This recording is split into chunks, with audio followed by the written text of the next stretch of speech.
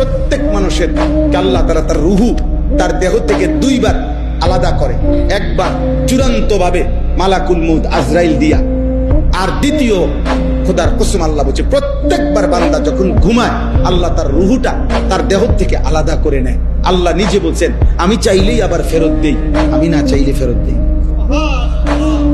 আল্লাহু ইয়াতাওয়াফাল আনফুসা হিনা মাউতিহা ওয়াল্লাতী লাম তামুত ফী মানামিহা ফায়ুমসিকুল্লাতী কাদা আলাইহাল মাউত ওয়া ইউরসিলুল উখরা ইলা আজালিন মুসাম্মা।